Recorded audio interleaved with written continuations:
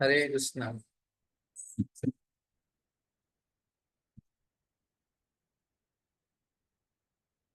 हरे कृष्ण प्रभु जी। हरे कृष्णा माता जी। हरे दंडवत कृष्ण प्रभु प्रणाम। जी, दंडवत प्रणाम। धन्यवाद, प्रणाम। हरे कृष्णा प्रभु जी, दंडवत प्रणाम। धन्यवाद, हरे कृष्ण प्रभु जी, दंडवत प्रणाम। धन्यवाद। तो हमारा आज हमारा साक्षात्कार सेक्शन है।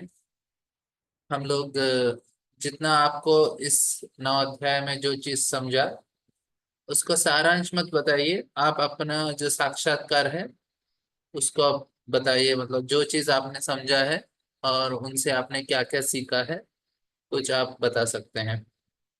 तो अपना हाथ उठाएंगे तो मैं आपको अनम्यूट करूंगा, फिर आप बता सकते हैं। कौन शुरू करना चाहते हैं? आपको इस नौ अध्याय में से क्या क्या आपने सीखा?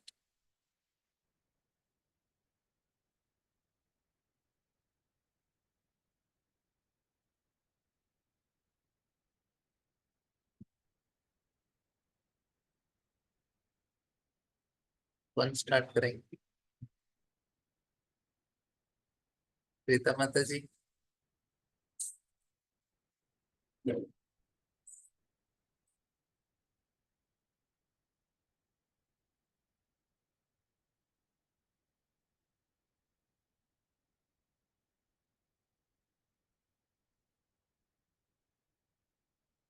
ठीक है, राजेश प्रभु आप शुरू कीजिए। हरे कृष्ण प्रभु जी। हरे कृष्ण। आवाज आ रही है प्रभु जी? हाँ, आ रही है प्रभु।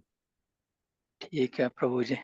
प्रभु जी, सबसे पहले तो आपका बहुत बहुत धन्यवाद, जो आपने हम इतने अच्छे से हमें गीता का आप निरंतर हमें ज्ञान प्रदान कर रहे हैं। और क्षमा भी चाहता हूँ कि मैं पूरी तरीके से तो प्रिपेयर नहीं हो पाया हूँ इसके लिए, क्योंकि मेरा और एक एग्ज़ाम है, उसके लिए थोड़ा व्यस्त रहता हूँ मैं।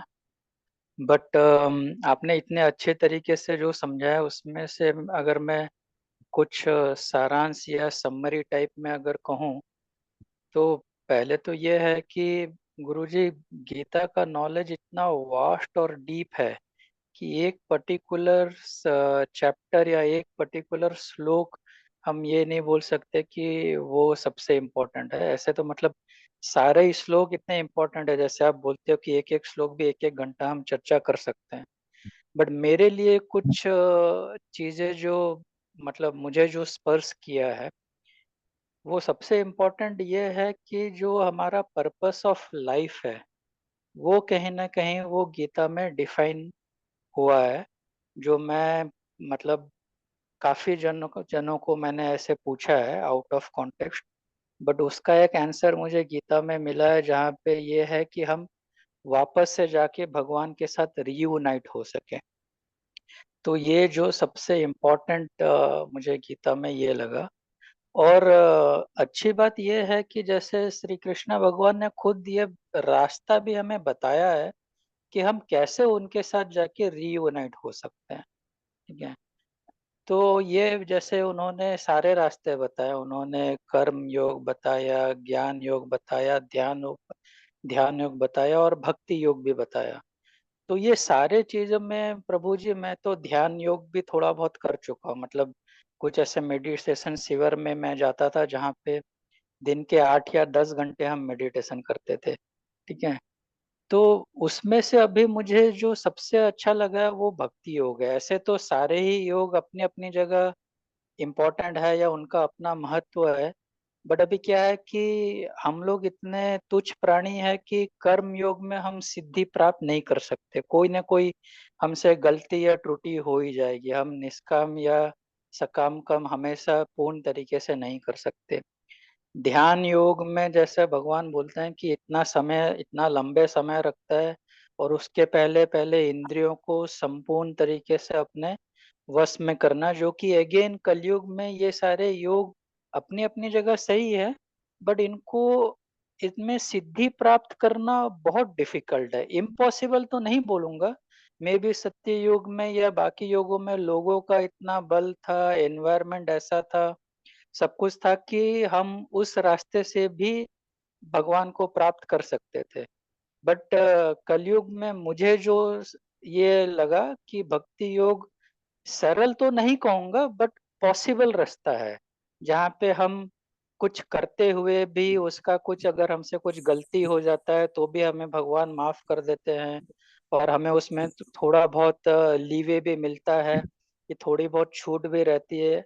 ऐसा नहीं है कि हम कुछ जानबूझ के कुछ गलत करें, बट अगर जाने अनजाने हमसे कोई गलती भी हो जाए तो भी एटलीस्ट इस मार्ग में चलते हुए हमारा प्रोग्रेस हो सकता है।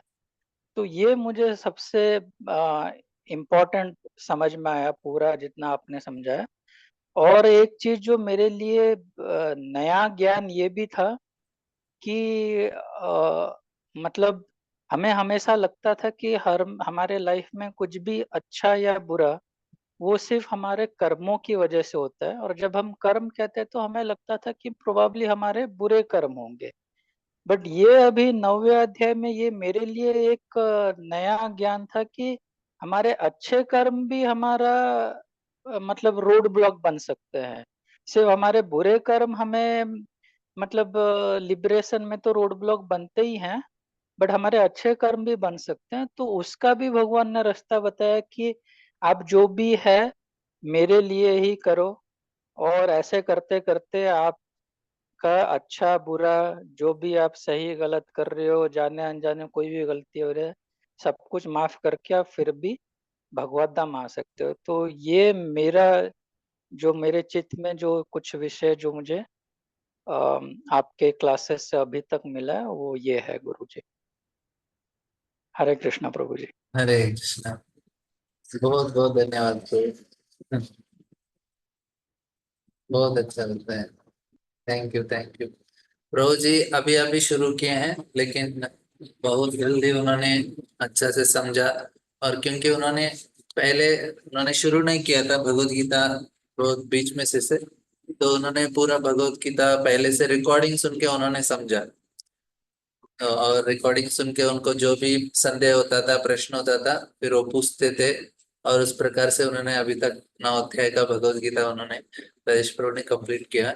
बहुत ही सिंसियर डिवोटी हैं, अच्छे भक्त हैं। तो अच्छा है प्रभु, आप हमारे संघ में आप रेगुलरली आइए, करेगा। हरे कृष्ण। जी प्रभु जी, आपका बहुत बहुत धन्यवाद कि आप इतना समय निकाल के इतने अच्छे से हमें समझाते हैं। जैसे स्कूल में जब हम एलकेजी में ज्वाइन होते हैं, जैसे टीचर हाथ पकड़ के हमें एबीसीडी लिखाना सिखाता है, आप इतने अच्छे से बताते हैं कि कोई भी रिकॉर्डिंग भी सुन के भी उसको समझ में आ जाए कि क्या है क्या नहीं है। So thank you so much प्रभु जी। हरे कृष्ण। हरे कृष्णा। और कौन बताना चाहेंगे?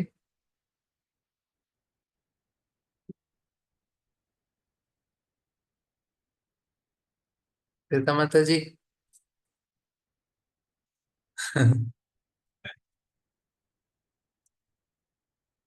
आपने तैयारी किया कुछ?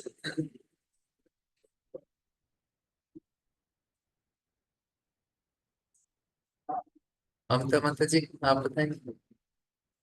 हरे कृष्णा प्रभु जी, दंडवत प्रणाम। धन्यवाद प्रणाम।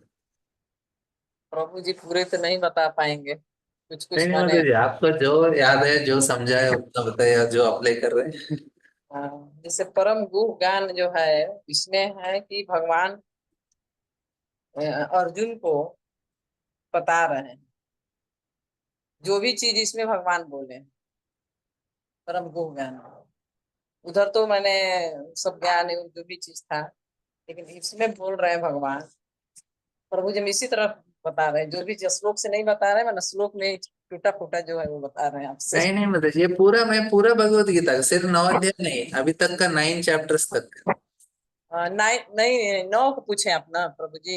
नहीं, 9 तक पूछा मैंने। अच्छा अच्छा अच्छा, 9। 1 2 3 4 5 भी आपको उसमें से भी कुछ याद है तो बता सकते हैं आप, फिर आप बाद में बता दीजिए, थोड़ा प्रिपेयर करने के बाद मैं किसी वही और से ले प्रभु लूंगा। रिविजन करके हम तो लिखे कल हैं। बताइए माता जी, आप कल बताइए, मैं नहीं, प्रीति माता जी से। रिविजन कर लिए हैं, रिविजन प्रभु जी किए हैं, थोड़ा सा लिखे हैं, आप सुन लीजिए।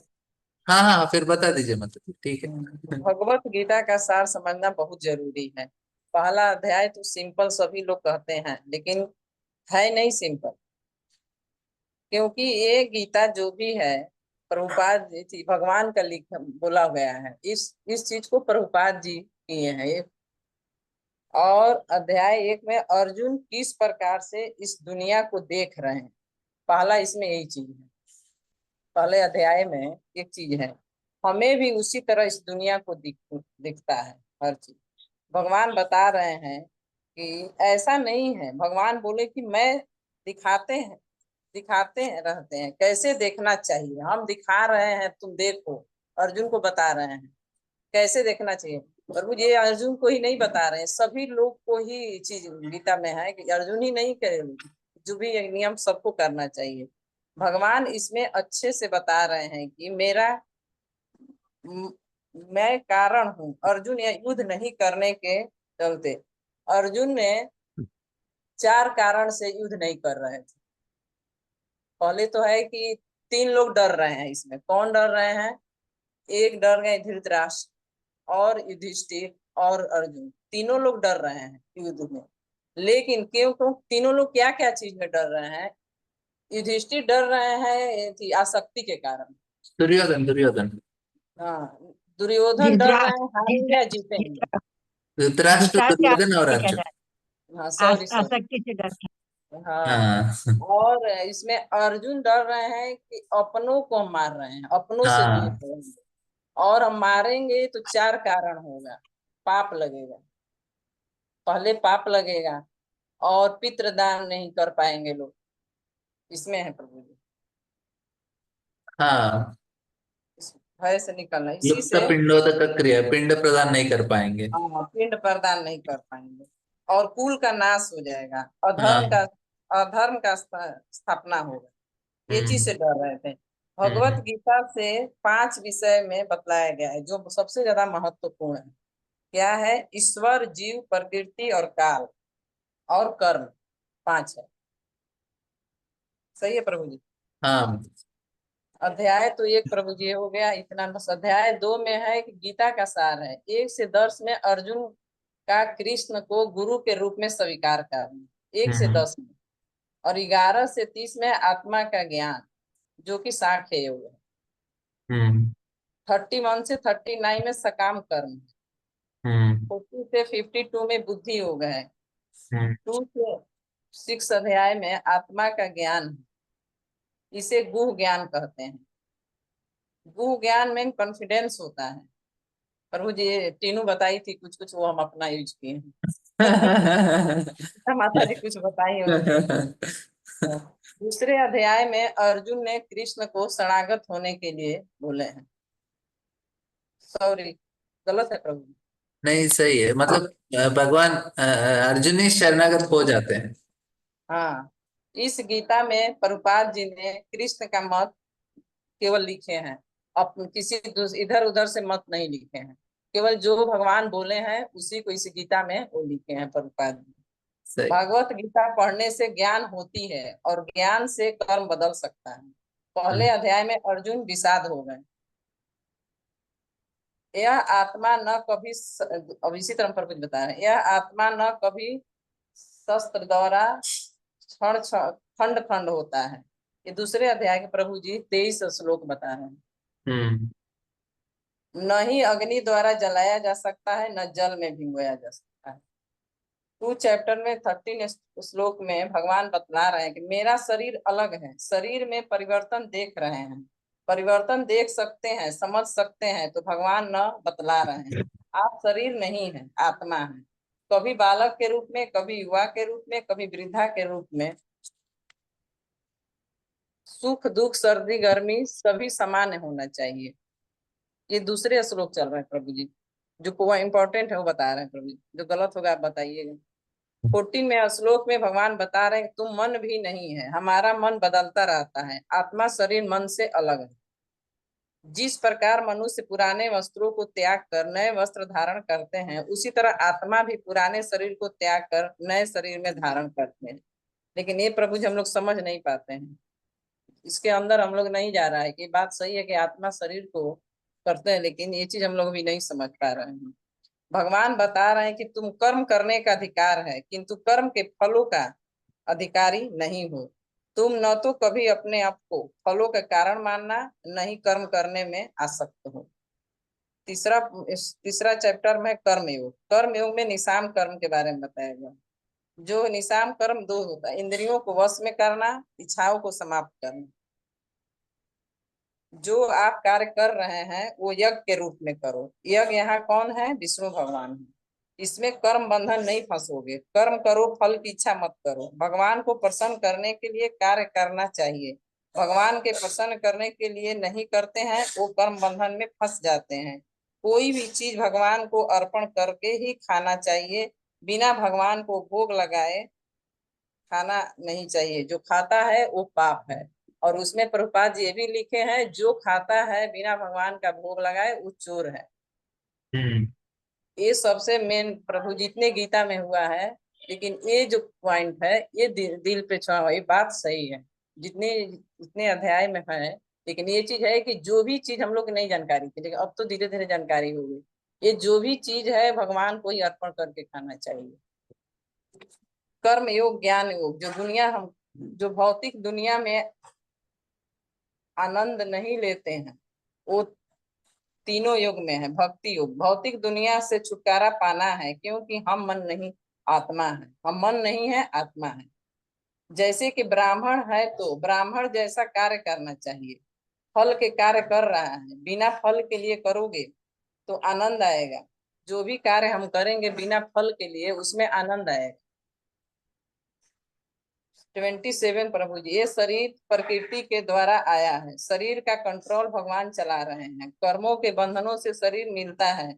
स्थूल और सूक्ष्म शरीर रचना प्रकृति द्वारा भगवान की अध्यक्षता में ही की गई है। श्लोक 13 है, मयि सर्वणि कर्माणि सन्नस्य अध्यात्म चेतसा निराशी निर्ममो भूत्वा युधिष्य विगत जौरा। ये 13 श्लोक है। इसमें भगवान बता रहे हैं कि जो भी अपना कर्म कर रहे हो, मुझे अर्पण कर दो। अध्यात्म चेतना में रहना चाहिए। सब कुछ मेरे लिए करो। अध्यात्म चेतना मतलब भगवान की दासी हूँ। मन अलग है, आत्मा अलग है। कर्म इंद्रियां जड़ पदार्थ की अपेक्षा श्रेष्ठ है। इंद्रियां से श्रेष्ठ मन है। मन से श्रेष्ठ बुद्धि है। बुद्धि से श्रेष्ठ आत्मा है। ये थर्ड चैप्टर तक था प्रभु जी। चैप्टर 4 में है कि हर अध्याय में भक्ति योग है। थोड़ी थोड़ी हर अध्याय में भगवान भक्ति योग के बारे में बताए हैं। जो कि भक्ति योग बहुत जरूरी है हम लोग के लिए। ज्ञान एक तो अलग है। ज्ञान तो वो लोग हैं जो सन्यासी अपना वो हिमालय पे जाके ध्यान करते हैं, वो लोग की चीज के लिए है। भगवान बोल रहे हैं कि हमारा जन्म नहीं लेते, हम जन्म नहीं लेते। हमारा जन्म हर समय हो रहा है। हर जगह जन्माष्टमी मनता है। जहाँ भी हर चीज, हर ब्रह्मांड में हर जगह जन्माष्टमी होता है। इसलिए भगवान जन्म लेते नहीं है। भगवान तो खुद हर जगह है। वो बहुत दयालु हैं। जो अपना शरीर छोड़ता है वो पूर्ण जन्म नहीं मिलता है। जो भौतिक भगवान के भक्ति में लीन है, जो भगवान को हमेशा ध्यान, मरते समय वो भगवान को ध्यान करके मरता है, शरीर त्यागते हैं, वो भगवत धाम जाते हैं। वो निश्चित है कि वो भगवत धाम जाएंगे। लेकिन वो चीज हम लोग समझ नहीं पा रहे हैं, अभी तक नहीं हो पा रहा है। वो कब होगा पता नहीं। भगवान किस जन्म में होगा ये भी नहीं पता है। आगे क्या होगा प्रभु जी कुछ पता नहीं है। भगवान का कार्य दिव्य है। 1 से 9 ज्ञान, ये 4th चैप्टर है। 1 से 9 में ज्ञान किसको देता है? परंपरा में। 1 से 9 में परंपरा के बारे में बताएं। गलत बताइए पर जहाँ हो। 1 से 4 परंपरा के बारे में है। 5 से 9 परमात्मा का बारे में है। 10 जो है, जिसने आसक्ति भय और क्रोध छोड़कर मेरे शरण में आकर बहुत से व्यक्ति भूतकाल में मेरे ज्ञान से पवित्र हो जाते हैं।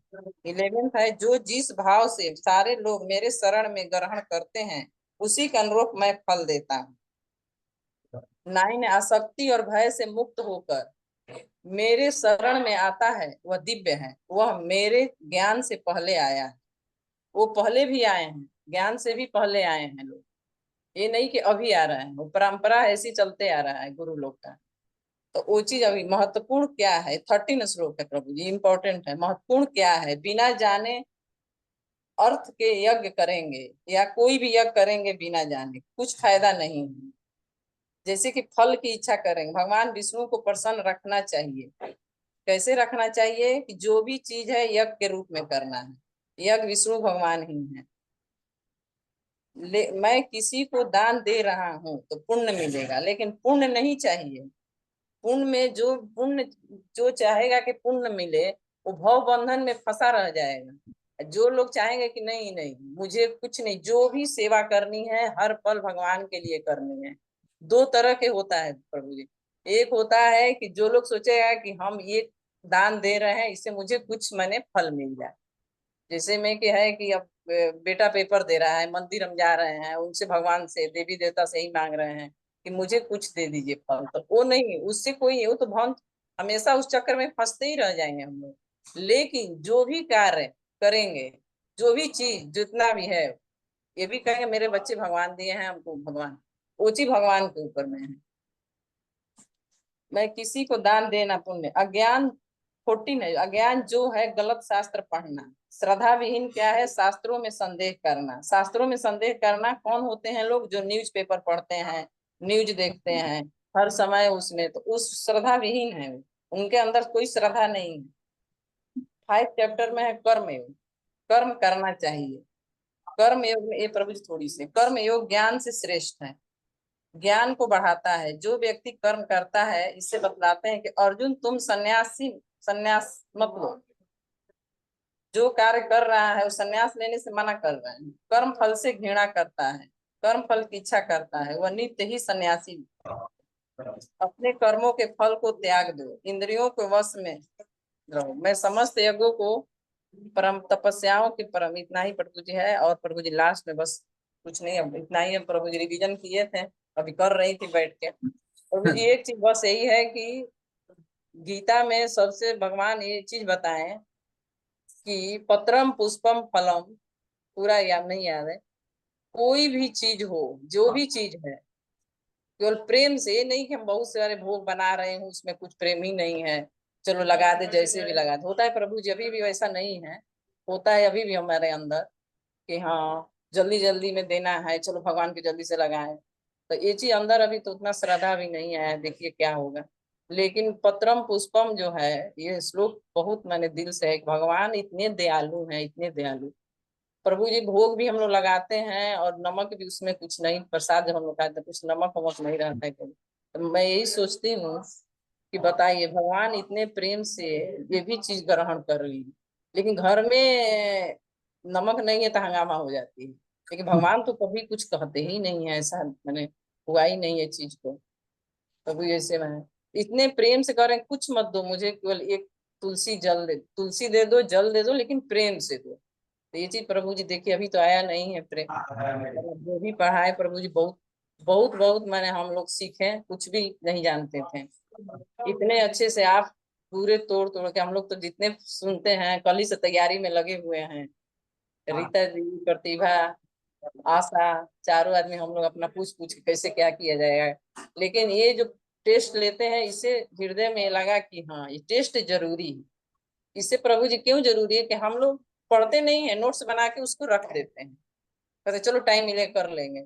लेकिन इस टेस्ट से हम लोग काम वाम छोड़ के पूरे माने, घर के वाले भी लोग कह रहे हैं कि इतनी तैयारी तो कुछ पढ़ाई में की होती तो कुछ बन जाती, लेकिन तुम तो गीता बैठ के तैयारी हो रही है लोग की। प्रभु जी लगा कि नहीं नहीं तैयारी भी जरूर, उससे हम लोग बहुत कुछ सीख गए। मुझे कुछ नहीं जानकारी था, प्रतिभा कुछ बताई वो सीखे, दीदी कुछ बताई वो सीखे, आशा भी कुछ नोट्स अर्पिता माता जी का भेजी थी वो हम सीखे। तो वो चीज है, हम लोग डर रहे थे क्या कैसे होगा। सुबह मॉर्निंग में उठे तो हम प्रतिभा से कहे प्रतिभा मेरा तो सब दिमाग शून्य हो गया, हम तो जितना पढ़े थे रात में तुम समझाई मतलब सब भूल गए, अब क्या करें, मतलब प्रभु जी क्या बताएंगे। लेकिन आज प्रभु जी बैठे हैं लिखे हैं, हम कहीं देख के तो बिना देखे तो कुछ कुछ बस यही बता सकते हैं, देख के ही बताए हैं। तो जो गलती हुआ माफ करिएगा। नहीं नहीं माता जी, बहुत अच्छा है, आपने इतना कष्ट किया, भगवान बहुत खुश हो जाएंगे आपसे। आपने बहुत महत्वपूर्ण पॉइंट जो मैं क्लास में बताया था, अच्छा आप सीख रहे हैं। आपके वजह से मुझे भी अच्छा लगता है कि मैं क्लास में कुछ अच्छा बताऊं, क्योंकि आप अच्छा से सीख रहे हैं, उसको समझ रहे हैं, अपने जीवन में उतारने का प्रयास कर रहे हैं। वही चाहिए हमको कि अभी आप अच्छा बताएंगे, जो आप बताएंगे ना वो मेरे लिए मार्क है। मार्क्स तो मुझे मिल रहा है, आपको नहीं मिल रहा है, क्योंकि टीचर मैं हूं ना। तो मैं अच्छा सिखाया तो आपको समझ रहा है, आपको नहीं समझ रहा है तो गलती मेरा है, क्योंकि मैंने ठीक से समझाया नहीं। तो आपको जितना समझ रहा है, एग्जाम तो मेरा चल रहा है इधर की। मैं देख रहा हूँ मैंने कितना अच्छा समझाया, आप लोग को कितना अच्छा समझ में आ रहा है। तो उससे मेरा भी थोड़ा उत्साह बढ़ता है कि हाँ मुझे भी थोड़ा प्रयास करना चाहिए और अच्छे से सिखाना चाहिए भगवत गीता। तो बहुत बहुत धन्यवाद माता जी, बहुत अच्छा आपने बताया, इतना सारा आपने नोट्स बनाया। और मैं भी इतना अच्छा से सिंसियरली नोट्स नहीं बनाया होगा। आप मेरे से अच्छे सिंसियर बनाते हैं, थैंक यू माता जी। हरे कृष्ण। प्रीति माता जी। अच्छा राजेश प्रो, आपको कुछ बोलना है? हरे कृष्णा प्रभु जी। हाँ प्रभु। प्रभु जी मैं ये बोल रहा था, टीचर तो हमारे बहुत अच्छे हैं, स्टूडेंट हमें अच्छा बनना पड़ेगा। तो जैसे गीता में भी बताया गया है कि अगर आपको मुक्ति पाना है तो आपको गुरु की जरूरत है। तो वो तो हमारा भाग्य अच्छा है कि हमारे पास ऐसे गुरु हैं जो हमें इतने अच्छे से मार्गदर्शन करते हैं। जैसे कुछ माताजियों ने कहा कि तोते की तरह आप में रटाते हो, बट हमें और थोड़ा सिंसियर और थोड़ा अच्छा प्रयास करना पड़ेगा। सभी लोग प्रयास करें प्रभु, मिलकर भगवत धाम जाएंगे, उधर भी साथ में रहेंगे। हरे कृष्णा प्रभु जी। प्रीति माता जी। आवाज नहीं आ रही माता जी, आपका सेटिंग्स में कुछ तो जोर है।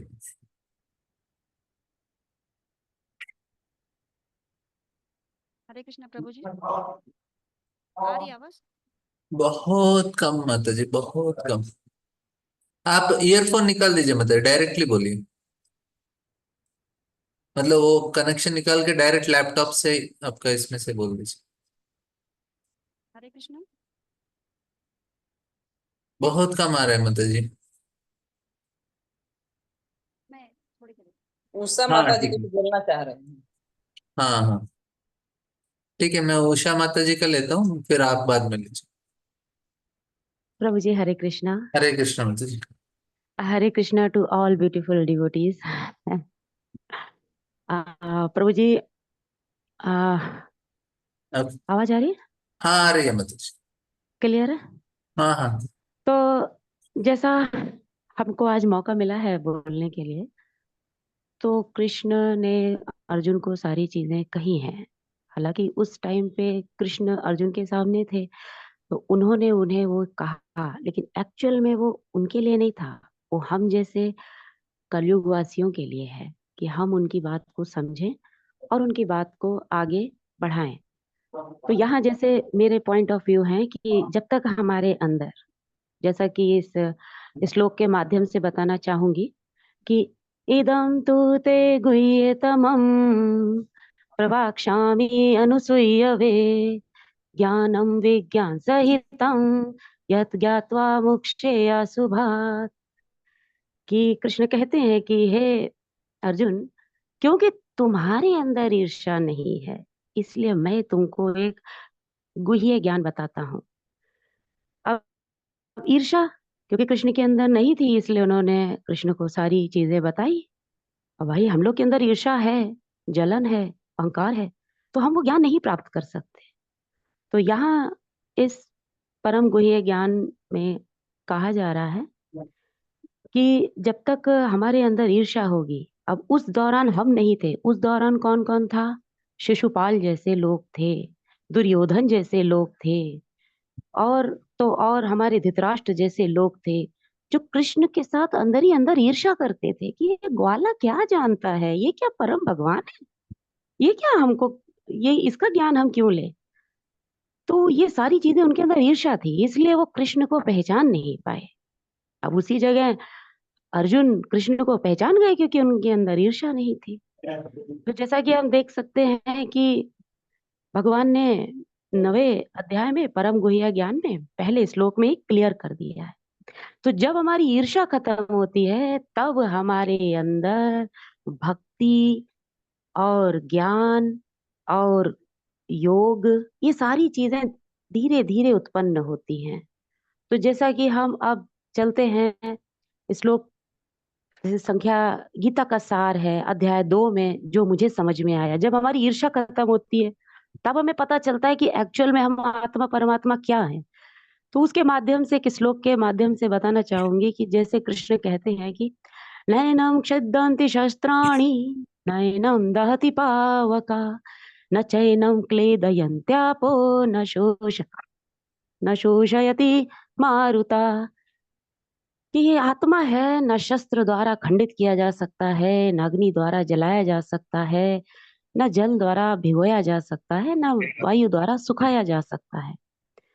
तो ये सारी चीजें तो तभी आएंगी ना जब हमारे अंदर ईर्ष्या नहीं होगी, हम इन्हें समझ पाएंगे कॉन्सेप्ट को ठीक से। और जब इस कॉन्सेप्ट को हम समझ पाते हैं तब हम कर्म की ओर बढ़ते हैं। जैसा कि एक श्लोक के माध्यम से बताना चाहेंगे कि कर्मण्येवाधिकारस्ते मा फलेषु कदाचन मा कर्म फल हेतुर्भू मा ते संगोस्त्वा अकर्मणि। कि भैया तुम अपना काम, तुम्हें अपने कर्म पे अधिकार है, फल पे अधिकार नहीं है। तुम ना तो अपने आप को अपने कर्मों के फलों का कारण मानो और ना ही कर्म के करने में कभी भी आसक्त रहो। तो ये सारी चीजें हमें तभी हो पाएंगी भाई जब हमारे अंदर ईर्ष्या नहीं होगी। घूम फिर के बात एक ही जगह आती है। अब आती है जहां तक कि हमको पसंद थोड़ा बहुत आया, जैसे अब दिव्य ज्ञान की बारी आती है भाई। जैसे कि अध्याय 4 में है दिव्य ज्ञान। अब जय दिव्य ज्ञान के लिए जैसा कृष्ण कहते हैं कि यदा यदा हि धर्मस्य ग्लानिन भवति भारत अभ्युत्थानम् अधर्मस्य तदात्मानं सृजाम्यहम्। कि भाई जब जब हे भरतवंशी, जब भी और जहां भी धर्म का पतन होता है तो मैं अवतरित होता हूँ। जैसे कि अभी बांग्लादेश में हुआ है पतन, अब धीरे धीरे अवतरित हो रहे हैं भक्तों के माध्यम से। इकट्ठा भक्त निकल के आए हैं हजारों की संख्या में। तो जी कुछ पॉलिटिक्स नहीं बात करने का इधर। अच्छा माफी चाहूंगी प्रभु, माफी चाहूंगी। अच्छा आपसे अब बारी भगवद आती गीता है। है बोलने का। अच्छा प्रभु जी, अब बारी आती है परित्राणाय साधूनां विनाशाय दुष्कृता धर्म संस्थापनादाय संभवानि युगे युगे। कि भक्तों के द्वारा करने वाले दुष्ट का विनाश करने के लिए तथा धर्म को फिर से स्थापना करने के लिए मैं हर युग में प्रकट होता हूँ। इसीलिए भारत वर्ष में प्रभु प्रकट हुए हैं। वैसे तो और भी वर्षज हैं, यही कारण है कि भारत वर्ष में प्रकट हुए। तो इससे ज्यादा तो प्रभु मेरे को कुछ अभी, जहां तक मैंने अपने आप को ऑब्जर्व किया है गीता के ज्ञान से, इतना ही समझा है। और एक चीज और आप कहना ना माता चाहूंगी। जी क्लास में ना नोट्स बनाइए आप। हाँ प्रभु जी, ठीक है हाँ, प्रभु। क्योंकि आप जो बोल रहे हैं ना, आप सिर्फ श्लोक और अनुवाद बोल रहे हैं। अच्छा प्रभु और जी। मैं चाहता हूँ कि क्लास में जो मैंने आपको बताया जो सेक्शन के बारे में, वो भी आपको बताना चाहिए। अच्छा आप प्रभु जी। अभी नेक्स्ट टाइम क्लास में बैठेंगे, आप नोट्स के साथ बैठिए, क्योंकि आप अच्छा श्लोक पढ़ रहे हैं, इतना सुंदर आप श्लोक गाते हैं, इतना अच्छा आप समझते हैं, और आप किसी चीज को बहुत अच्छा से आप उसको एक्सप्लेन भी कर सकते हैं। लेकिन मैं चाहता हूँ कि आप हम्म। साथ ही साथ जो मैंने क्लास में बताया वो चीज भी आपको लिखना चाहिए। नहीं तो आप ना, आप जो बताएंगे ना, 10 साल के हम्म। बाद भी आप इतना ही बता पाएंगे, ज्यादा नहीं बता पाएंगे। जी जो आज्ञा। क्योंकि ये बेसिक है। मुझे बेसिक, बेसिक तो है, मुझे चाहिए कि आप अच्छे प्रचारक बने और अच्छा जी से लोगों को समझाए। उसके लिए आपको स्टूडेंट बनना पड़ेगा, फिर आप अच्छा टीचर बनेंगे। जी आप जो इतना आज्ञा। अच्छा समझा सकते हैं, इतना अच्छा गाते हैं, इतना अच्छा अनुवाद देते हैं, सब कुछ अच्छा करते हैं, लेकिन और एक चीज भी करना है, आपको अच्छा स्टूडेंट बनना है। नोट्स लेके जी बैठिए क्लास में। जी प्रभु। तो इसी तब पे मैं, ये श्लोक प्रभु मेरे लिए ही है, ये मुझ पे ज्यादा लागू होता है कि अवजानन्ति माम मूढ़ा मानुषीं तनुआश्रितं परम भावम अजानन्तो मम भूता महेश्वरम। अच्छा है, मतलब आप अच्छा गाते हैं, प्रभु लेकिन आप एक चीज हम नहीं कर रहे हैं, आप नोट्स नहीं बना रहे हैं, इसलिए आप ना सिर्फ श्लोक और अनुवाद बता रहे हैं। जो मैंने क्लास में बताया ना, आपने एक भी वो नहीं नहीं बताया बता। अभी तक। अच्छा मैं प्रभु जी। चाहता हूँ कि आप नोट्स के साथ क्लास अटेंड करें, ताकि आपका जो नॉलेज है, आप जितना अच्छा प्रचारक हैं आप 10 गुना ज्यादा उससे ज्यादा प्रचार करेंगे। नहीं तो आप यही चीज और 5 साल के बाद भी मिलेंगे ना, यही चीज बता पाएंगे, और ज्यादा नहीं बता सकते आप। जी प्रभु जी, बिल्कुल। हाँ, मैं चाहता हूँ कि आप अच्छे स्टूडेंट बने। अच्छा स्टूडेंट अच्छा टीचर बनता है। जी और आप अच्छे और आप अच्छे टीचर बन सकते हैं, क्योंकि आपके अंदर इतना अच्छा टैलेंट है, इतना अच्छा श्लोक गाते हैं। लेकिन आप श्लोक और अनुवाद ही बता रहे हैं, क्लास का पॉइंट नहीं बता रहे हैं। मतलब बहुत अच्छा बता रहे हैं आप, अच्छा टैलेंट है। थोड़ा बहुत हार्ड वर्क करते हैं आप, लेकिन नोट्स नहीं बना रहे क्लास में आप। जी जी जी। थैंक यू माता जी, माफ कीजिए हाँ मैंने प्रभु। आपको करेक्शन दिया, अरे लेकिन प्रभु, प्रभु प्रभु प्रभु, नहीं प्रभु जी, इतना आप क्यों कष्ट। प्रभु जी, माफी जैसा शब्द कहे कि आप मुझ पे वैष्णव अपराध चढ़ा रहे हैं नहीं प्रभु। नहीं, वैष्णव अपराध नहीं है, नहीं क्योंकि प्रभु, मैं चाहता हम हूं कि तुच्छ प्राणी आप हैं जैसे प्रभु। प्रचारक हो। माता जी मंदिर में जाती हैं, और मंदिर में बहुत लोग आते हैं, लड़का लड़कियां, सिकंदराबाद मंदिर में माता जी जाके सबको माला देते हैं, उनसे जप कराती हैं, उनको समझाती हैं। बहुत अच्छे प्रचारक हैं उषा माता जी। रिटायर हुए हैं आर्मी से। आर्मी में सेवा किया, रिटायरमेंट लिया है। और मंदिर में बहुत अच्छा प्रचारक हैं। बहुत जो लड़का लड़की आते हैं ऐसे ही बैठ के चले जाते हैं, लेकिन माता जी किसको छोड़ती नहीं, उनको माला देख के उनको माला कराती हैं, और अच्छा प्रचार करती हैं। और मुझे बहुत स्फूर्ति मिलता है माता जी का सेवा से। और मैं चाहता हूँ कि माता जी और बड़ा प्रचारक बने। लेकिन मैं चाहता हूँ कि उनको प्रभु जी, नोट्स प्रभु जी, एक चीज सुनना चाहूंगी। मैंने कभी आपके दर्शन नहीं किए मंदिर में, आपको कैसे पता मेरे बारे में? पता चल जाता है प्रभु जी, माता। आप बाद में बता देंगे। लीलाधारी हैं प्रभु अभी जी, बहुत कम लीलाधारी टाइम है हैं। हमारा, उषा मत प्रीति माँ से सुनेंगे। अच्छा लेकिन प्रभु जी, हरे कृष्णा हरे प्रभु जी। हरे कृष्ण। हाँ प्रीति मत। हरे हरे कृष्णा प्रभु जी, आवाज आ रही है? हाँ माता जी, आवाज आ आवाज रही आ है रही है? माता जी, हाँ माता जी। ओके, हरे कृष्णा, दंडवत प्रणाम प्रभु जी। और तो सभी सभी माताओं लोग को प्रीति और माता जी से समझ सकते हैं कि नोट्स बनाएंगे तो क्लास उनका प्रेजेंटेशन कैसे रहेगा। अभी प्रीति माता जी आपको बताएंगे। नहीं बताइए प्रभु माता जी, जी। टेंशन मत लो। अ, नमो विष्णु प्रदाय कृष्ण पृष्ठाय भूतले श्रीमते भक्ति वेदांत स्वामी इति नामिने। नमस्ते सरस्वती देवे गौरवाणी प्रचारिणे निर्विशेष शून्यवादी पाश्चात्य देश तारिणे। जय श्री कृष्ण चैतन्य प्रभु नित्यानंद श्री अद्वैत गदाधर श्रीवास आदि गौर भक्तवृंद। हरे कृष्ण कृष्ण कृष्ण हरे हरे, हरे राम राम राम हरे हरे। तो प्रभु जी, मैं यहाँ पे आज 7वें अध्याय को बोलना चाहूंगी। हाँ माता जी। तो हाँ जी, एक्चुअली ये बोलते हैं कि किसी भी व्यक्ति को पूरी गीता अगर नहीं पढ़ ली, तो अगर ये 7वां अध्याय अगर वो पढ़ लेता है, तो उसको पूरी गीता का सार पता चल जाएगा। जैसे कोई फल का रस उसके बीच में रहता है, वैसे ही पूरी गीता का सार इस अध्याय में है, जिसमें हम अगर इस अध्याय को हम समझ लेंगे तो हमको पूरा भगवत गीता पता चल जाता है। तो मैं पूरे श्लोक तो नहीं बोलूंगी, बस उसके एक एक श्लोक का नंबर बोल के उनका थोड़ा बहुत हाँ हाँ बताऊंगी। हाँ। तो इसमें 30 श्लोक हैं। तो संक्षिप्त में इन्हें बताऊंगी। तो 7.1, जिसमें भगवान श्रवण के बारे में बताओ। भगवान बोलते हैं अर्जुन को कि आप अपने मन को पूरी तरह मेरे ऊपर केंद्रित करो। जैसे नवविधा भक्ति में श्रवण का सर्वश्रेष्ठ और सबसे पहला स्थान दिया गया है। जो भक्त प्रमाणित व्यक्ति में श्रवण करेगा, वही इस ज्ञान को समझ सकेगा। ये बहुत ही गुह्यतम ज्ञान है जो भगवंत हमको समझाना चाहते हैं। और वही ज्ञान वो अर्जुन से बोल रहे कि तुम इतनी पूरा केंद्र मेरे तरफ करो, तभी ये तुम समझ पाओगे इस ज्ञान को। तो 7.2 श्लोका में श्लोक का अर्थ है कौन भक्त बन सकता है। इस श्लोका, जैसे इस श्लोक है 7.2, तो कौन भक्त बन सकता है, या फिर कौन सा व्यक्ति इस ज्ञान को प्राप्त कर सकता है। यहाँ पर भगवान अर्जुन को भौतिक भौतिक ज्ञान और आध्यात्मिक ज्ञान यानी दिव्य ज्ञान के बारे में बताने जा रहे हैं। यह ज्ञान वही समझ सकता है जो श्री कृष्ण को परम भगवान समझता है। जैसा कि ब्रह्मा जी कहते हैं 7.3 में, ईश्वर परम कृष्ण सच्चिदानंद विग्रह अनादिरादि गोविंद सर्व कारण कारण। यहाँ पर ब्रह्मा जी कृष्ण को सभी कारणों के कारण भगवान कृष्ण को बताते हैं। और अगर एक बुद्धिमान व्यक्ति पूरी श्रद्धा और विनम्रता से इस परम सत्य को मानता है, तो वो भक्त होकर इस दिव्य ज्ञान को प्राप्त कर सकता है। तो ये 7.2। तो 7.3 श्लोका में भगवान जी बताते हैं कि भक्ति सरल है लेकिन आसान नहीं है। हजारों हजारों मनुष्य में से कोई एक सिद्धि के लिए प्रयत्नशील होगा, और उनमें से भी कोई विरला मुझे वास्तव में जान पाएगा।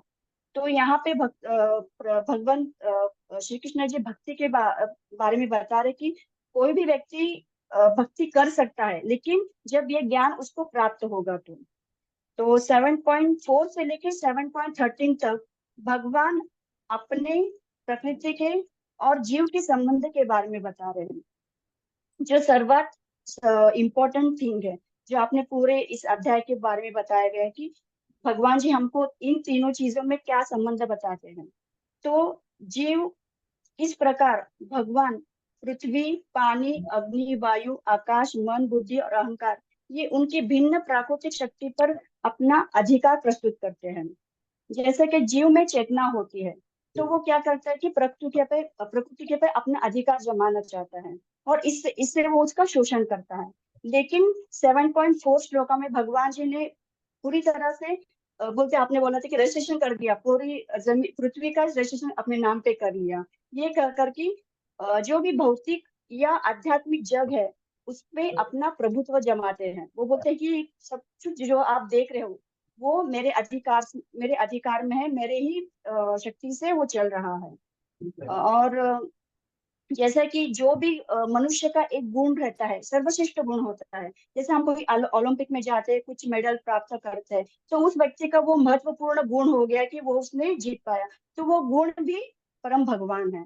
यहाँ पे जैसे ये सारे श्लोका में मैं बोलते 7.4 से लेकर 7.30 तक इस श्लोका में थोड़े बहुत मैं बता रही हूँ कि जैसे सूरज है, सूर्य का सबसे बड़ा गुण है कि वो अग्नि देता है। चंद्रमा का जो शीतलता है वो उसका सर्वश्रेष्ठ गुण है। यही और वेदों में भी जो ओमकार है वो उनका सर्वश्रेष्ठ गुण है। तो इसमें कहा जाता है कि ये सारे गुण जो है वो श्री कृष्ण ही है। इसका मतलब हम जो सर्वश्रेष्ठ गुण रहेगा वो भगवान श्री कृष्ण रहेंगे। तो 7.5 श्लोका में भगवान कहते हैं कि जीव भगवान की परा प्रकृति है, और आकाश, पृथ्वी, अग्नि, वायु, मन, बुद्धि और संस्कार ये उनकी अपरा प्रकृति है। इन दोनों शक्तियों पर भगवान का नियंत्रण करते हैं। बोलते हैं ना भाई, परा प्रकृति और अपरा प्रकृति ये दोनों पे भी भगवान का नियंत्रण है। और भगवान ने यहाँ पे बहुत सुंदर उदाहरण दिया है। जैसे एक मोतियों की माला होती है, मोतियों की माला मोतिया वो टिके रहती है एक धागे के ऊपर। हमें बस मोतियों की माला दिखेगी, धागा नहीं दिखेगा। वैसे ही जो जीव बोलेगा कि भगवान कहाँ दिख रहे हैं, तो ये हम उनको बता सकते कि पूरी मोतियों की माला उस धागे पर टिकी हुई है, लेकिन वो दिखती नहीं है। वैसे ही भगवान बोलते हैं कि मैं सबको चला रहा हूँ, लेकिन मैं किसी को दिखूंगा नहीं, तो मैं सबका लेकिन नियंत्रण हूँ। तो 7.12 में इस श्लोक में भगवान कहते हैं, यह भौतिक जगत की प्राकृतिक क्रिया तीन गुणों पर आधारित है। जैसे तामसिक, राजसिक, सात्विक, ये तीनों गुण श्री कृष्ण से निर्माण होते हैं, लेकिन फिर भी वो उनसे अभिन्न है। ये सारे गुणों भगवान ने ही निर्माण किए गए हैं, लेकिन भगवान उन पे उनका कोई परिणाम नहीं होता। तो इस 7.12 वाले श्लोक में भगवान ने बताया है। और 7.14 से लेकर 7.18 श्लोक में भगवान बताते हैं कि कौन से व्यक्ति उनकी शरण कर सकते हैं, या यानी 4 प्रकार के व्यक्ति जो उनकी शरण जा सकते हैं और कौन से व्यक्ति उनकी शरण नहीं जा सकते हैं। तो इसमें से जो अभक्त है वो 4 प्रकार के होते हैं, मूढ़, दुष्टतीन, भ्रमती, तर्कवादी और नास्तिक। ये 4 प्रकार जो व्यक्ति है वो कभी भी भगवान की शरण नहीं जा सकते, क्योंकि वे पूरी तरह से अज्ञानी होती है, नास्तिक होते हैं। और इसको पूरी तरह से मैं नहीं बताऊंगी तो बहुत बड़ा हो जाएगा। और फिर उसमें भी 7.15 में भगवान बताते हैं कि कौन सा व्यक्ति मेरे शरण जा सकता है। वो है अर्थार्थी, जिज्ञासु और ज्ञानी। ये भगवान के शरण जाते हैं, लेकिन पूरी तरह से नहीं जाएंगे कभी, लेकिन अगर वो प्रयत्न करेंगे, जैसा आर्थ ये लोग यानी बोलते हैं कि जो कष्ट है तो कष्ट में भगवान का स्मरण करेंगे, लेकिन धीरे धीरे उनको पता चल जाएगा कि वो अथार्थी भी, या क्या बोलते हैं उसको, ज्ञान पता चले कि भगवान ने हमको ये चीज दी है तो भगवान है। तो जिज्ञासा बढ़ेगी, तो उसके बाद आएगा ज्ञान। तो ज्ञानी व्यक्ति है वो भी जब उसको तब पता चलेगा कि सब कुछ भगवान से ही निर्भर हो रहा है और उन्हीं के वजह से चल रहा है। तो वो ज्ञान उसका वो आगे बढ़ाएगा और वो आगे जाके इस गीता के ज्ञान को प्राप्त करेगा, तभी वो भगवान की शरण जा पाएगा। तो लास्ट में 7.21 से भगवान अभी हमारा और देवताओं के बारे में, संबंध के बारे में बता रहे हैं। इसमें जो व्यक्ति देवताओं की उपासना करते हैं उनके बारे में बता रहे हैं। व्यक्ति अपने भौतिक इच्छाओं की पूर्ति के लिए अलग अलग देवताओं की पूजा करते हैं और देवता भी उनकी इच्छा पूरी करते हैं, लेकिन उसमें भी 7.22 में भगवान यह कह रहे हैं कि भगवान की अनुमति मिले बगैर देवता लोग भक्त की इच्छा पूरी नहीं कर सकते। लेकिन जो अल्प बुद्धि लोग हैं वो उनकी शरण जाते हैं और जीव की स्वतंत्रता के कारण, वो जीव मतलब हम स्वतंत्र हैं, अपनी इच्छा से हम कुछ भी ग्रहण कर सकते हैं, तो हम देवताओं को शरण जाते हैं। तो भगवान तो दयालु है, इसलिए उनकी स्वतंत्रता के कारण भगवान उनकी श्रद्धा उस देवता पर स्थिर कर देते हैं। तो किसको हम अगर करें, लेकिन ऐसा करने से वो अल्प बुद्धि जीव देवताओं की उपासना अनित्य और नश्वर फल के चाह में करते हैं, जो कि फल उनको मिलेगा लेकिन उसका कुछ उपयोग नहीं होगा, और वे देवलोक की प्राप्ति करते हैं, लेकिन उनको परम धाम की प्राप्ति नहीं होगी। यहाँ पे भगवान ने क्लियर बता दिया कि आप देवी देवताओं की उपासना कर पाओगे, लेकिन मेरे धाम के लिए आप नहीं जा पाओगे अगर आप मेरे शरण नहीं करोगे। तो जीव और देवता भगवान वो ये समझ नहीं पाते कि भगवान के ही अंश है देव। वो तो जीव और देवता भगवान के ही अंश मात्र है। जो देवता है वो भगवान के विराट शरीर के अलग अलग अंग है, भाग है। तो वो जीव को समझना चाहिए। तब वो क्या समझते कि भगवान और देवता एक क्या बोलते हैं समतोल पे है, वो तो सम है, लेकिन यहाँ पे वो गलती करते हैं।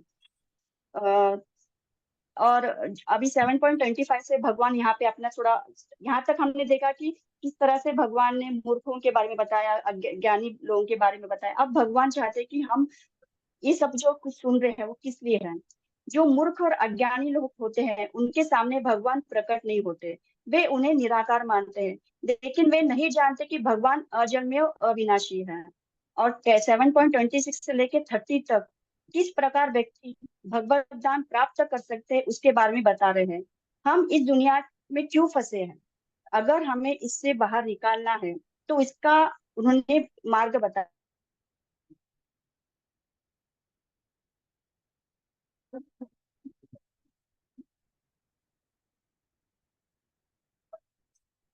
शायद प्रीति माता जी सिग्नल चला गया।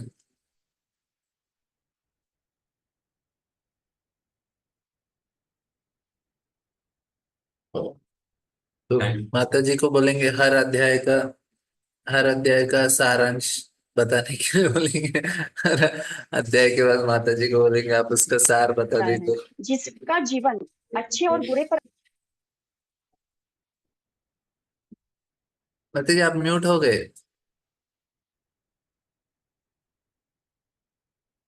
प्रीति माता जी आप म्यूट और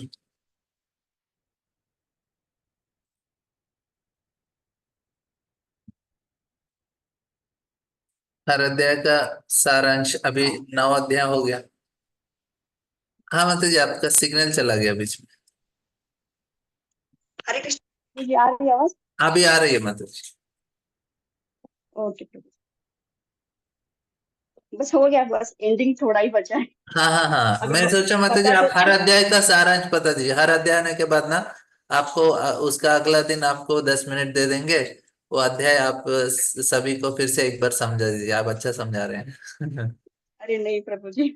तो 7.26 से लेके 30 तक भगवान जी यहाँ पे बता रहे हैं कि किस तरह से हम भगवान को शरण जा सकते हैं। जैसे हम अच्छे और बुरे पर आधारित होके जो काम करते, जो जीवन बिताते थे, वो पाप को जीवन जी रहे हैं और वे इस संसार के जीवन वृत्ति के चक्र में फंसे रहेंगे।